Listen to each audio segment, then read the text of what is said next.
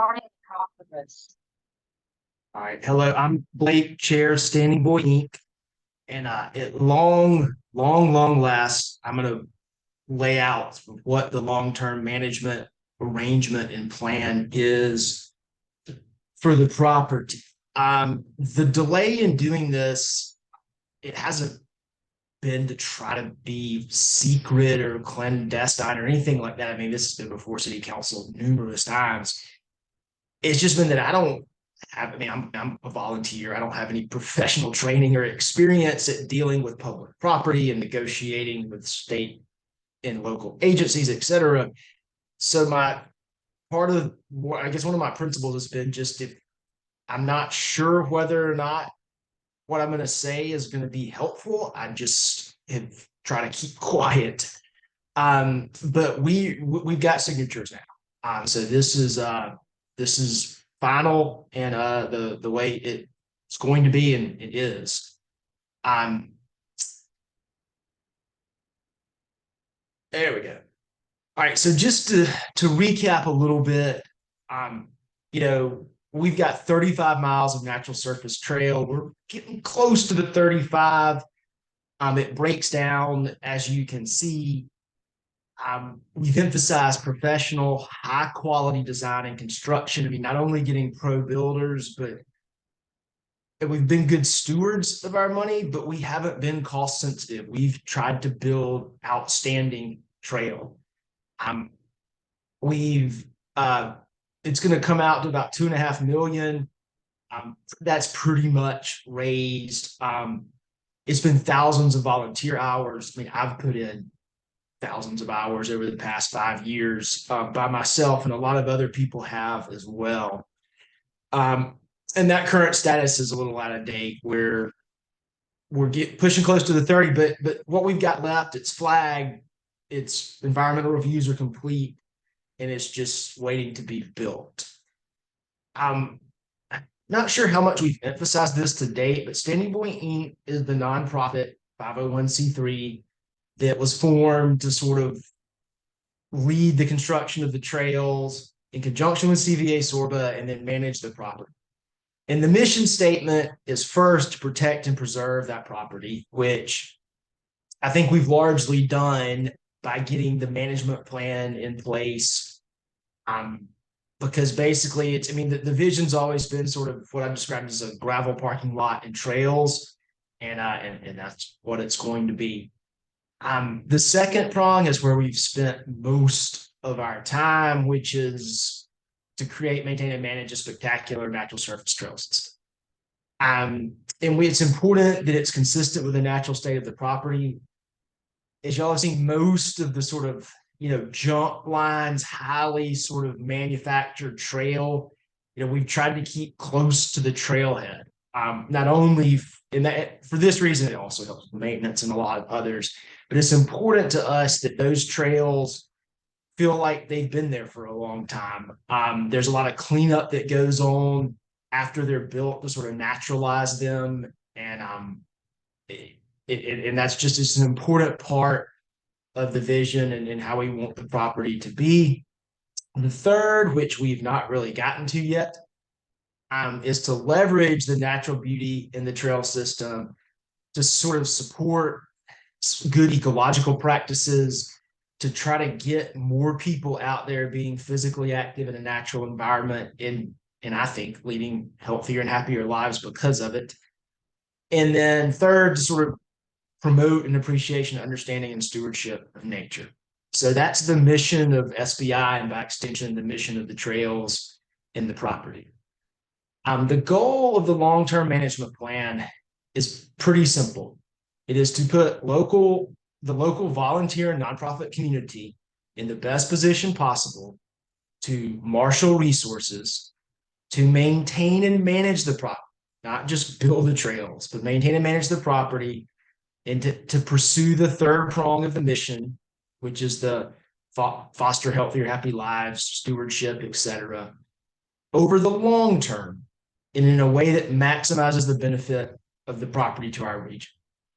So the goal was not to exclude other user groups or anything else. This was the goal. The legal arrangement is there's an intergovernmental agreement with the city that DNR entered into. DNR understandably wants to contract with a local government entity.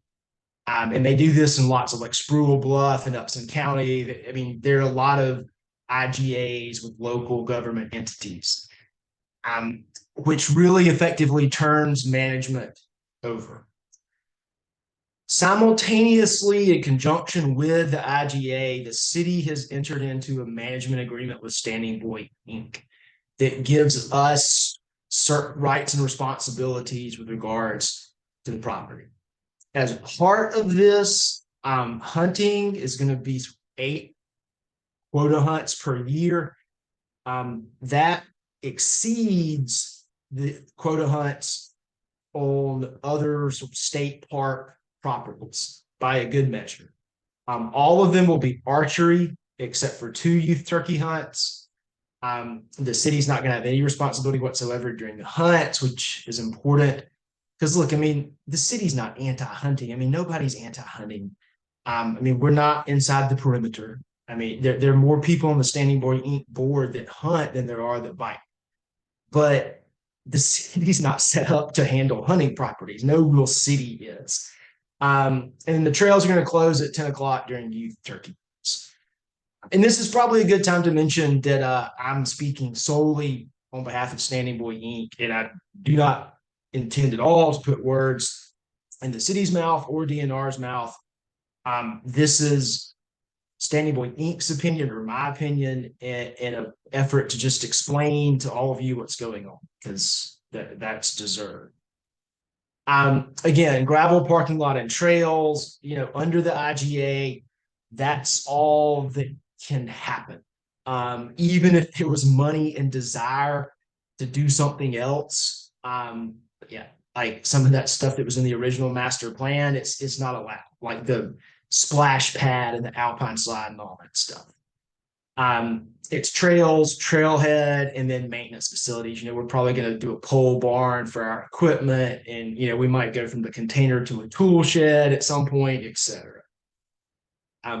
What SBI is obligated to do is construct the trail system and the trailhead and maintain the facilities as needed. Then to maintain and manage the trail system and the trailhead, we'll pay the power bill for the gate. We already pay for the portable toilet, etc. And then this is perhaps the key point: is Standing Boy Inc. will get the state park DNR parking fee will go away, and there'll be a $5 per day, $100 per year parking fee, and Standing Boy Inc. will keep 100% of that, and it will be reinvested into the property and into Standing Boy Inc.'s mission. So into the property would be, maintenance of trails, trail facilities, and into the mission might be, some sort of programming to get more kids on bikes or to get people out there on nature walks, etc. The city's obligations, if Standing Boy Inc. wants the revenue, then with that comes the responsibility. And the bet is that, we're betting on the trails, and that once we start advertising them and pushing utilization, that the revenue is going to be there. So we're continuing to sort of bet on ourselves and bet on the trail system. So the city's got law enforcement and emergency response. Obviously, there are no financial obligations. They'll cooperate with any applications for grants. We're going to provide them any information they want. They'll monitor our compliance to make sure we're doing what we're supposed to be doing. And then, of course, the city can terminate. So they're protected if things don't go well. And this is an important point. This is hugely important. And we've put a ton of effort into it. I don't even want to think about how many hours I've spent on it. I look, and I have 103 separate files saved. That's not emails, that's just files from years of negotiating and trying to figure all this out and getting it done. But the reality is that, as a governmental entity is never going to sign a contract that has some sort of liquidated damages provision in it. I mean, the both the city and the state can terminate this if they don't like it. So, I mean, again, at the end of the day, while this agreement's incredibly important, what really controls what happens out there is whether we are doing a good job doing what we say we're going to do, and whether or not we have a robust and engaged user base. And that's, as long as we're doing those two things, we're going to be fine. And if we don't, then all these pieces of paper are not going to matter that much. So this has been the theory, sort of the long game, from the beginning, is the idea if we get this IGA, well, not this, the IGA and how this is going to work. If you think I had this figured out to begin with, you're giving me way too much credit. This, the idea of the IGA did not come from Standing Boy Inc., but for about 3 to 4 years, sort of this has been the game plan that we've been working on. We get the IGA management agreement, we get a fully constructed trail system, which gives us revenue. Then we can do exceptional maintenance, keep everything very well maintained, and we can do some true marketing efforts to drive more utilization. If we do those things, then we get significant and stable revenue. Then we get an executive director, because I can't keep up what I've been doing. And that executive director can then has the capacity to, one, keep the trails in great shape, but also to pursue this third prong, to support forestry management, try to get, more people out there, environmental education, et cetera. And then with all that, is we've achieved sort of the fullest benefits, or the most benefits possible from the property to our local community, and really to the region. Moving forward, construction of the trail system is just about done. We've got a teal trail outside of Tie Snake. We've got 2 short gravity zone lines, and then we've got some connectors and tweaks and reworks. And that third, the connectors, tweaks, reworks, et cetera, is going to be where almost all of the effort is going forward. So don't get attached to any one particular route or rock, because going forward, the new trails are going to be the old trails. Like every few years, especially on the gravity trails, we'll send a machine down lickety split. And what we'd like to do is those sort of rock kickers at the top. Really, on that trail system, that's probably what most of it needs to turn into, is adding those rock tablets, because of the soil and how difficult it is to get to with a machine, et cetera. So the trails are going to get reworked. And that's part of the idea of the parking revenue, is that, as they wear down and develop issues, and even on the green trails, there are a lot of little roller type features you could pop off of or manual through, or that just added interest to riding the trail system. And those things wear down, and you lose sort of the vertical up and down. That needs to be restored every few years. So that's what'll be going on with the trail system. We'll gradually build out the trailheads. We need some changing stalls, bike racks, benches, picnic tables. Maybe restrooms. Look, see, the issue is, if we put a trash can out there, somebody's got to empty.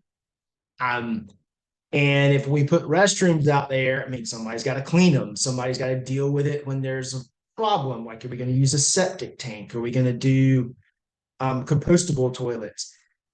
So really, we're going to stay with what we've got until we have an executive director and have stable revenue, and then we'll start to look to do more of that. Never been discussing where to go ride on Saturday and had somebody go, I know the trails are great, but the restrooms are terrible. We should go here. The trails aren't that good, but man, the picnic tables and the restrooms are fantastic. That just doesn't happen. The trails are what's important, and those trailhead facilities support the trails. And we don't want to create trailhead facilities that suck up too much time and energy. And that's sort of the philosophy on that. We are waiting. We've convinced a company in California that the way we want to charge for parking makes sense. And they have some software and apps, but they're building a sort of a new or reconfiguring for free an app to do it the way we want to do it because we've convinced them there's a market for this. And so we hope to have something to beta test next week. Um, now that construction pretty much wrapped up, I've got to get going, getting the new website wrapped up. As well, the way we're going to charge is paperless, and I'll based off license plates, and I'll get into that later. We've got to get a larger board and committees and more engagement. We want to work on a text message system. What we're going to do, and I don't want to get into this too much now, but there'll be sort of like a supporter and patron level. So maybe $250 is a supporter and $500 is a patron. And you'll get some things with that. And one of those will be text messages. Like the patrons just might, or the supporters at 250 might get a message that just says like trail status has changed and have a link to the page. The patrons might get, hey, planning to open the trails at 3. We're going to pull the tape on such and such trail, Saturday at 2. Just advance notice of things like that. And then you'll also be able to get to those levels by doing trail work. We're looking into some apps that make logging hours and tracking them on an individual basis a little bit easier. Summer, we're going to take a little bit of, we're going to focus on the website and the parking and take a little bit of a breather. And then in the fall, when the weather gets nice, we have our hiking trailhead. We'll really start to push utilization. And we made it with some billboards. I'm not sure what we're going to do. But now that we have all this in place, we really need to work on driving utilization. We need to get stable revenue and operating finances and a budget. And then we need to start thinking about hiring an executive director. And when I say executive director, that's probably not one full-time person. Sean Estes and Cliff Lloyd and Trail Fab they're great, and they've learned a lot. They built flying shoes. They really did most of the rework on Suaves, rebuilding those jumps, working with Trail Solutions. So we've made a lot of effort to sort of get them time with the out-of-town pro builders. And my plan is to turn over to them a lot of what happens on the property. And then we're looking at to an outsourced CFO. And so the executive director might be more of a part-time person that sort of does volunteer coordination and maybe does some and then coordinates with other nonprofits. Maybe it's Boys and Girls Club and getting kids out there on bikes, that kind of thing. And we'll be sort of exploring and defining that. Coming here soon. And then once we get the executive director, stable revenue, patrons programs, we'll probably do some business sponsorship type things. And then we'll be able to get into the third prong of the mission. And there we're going to focus on partnerships. I mean, we don't want to be duplicative of all of the other nonprofits that are already in existence and doing great work. So we'll be not trying to do what they're doing, but rather to partner with them and support them and get them, sort of doing their thing on Standing Boy. And that's the long-term plan.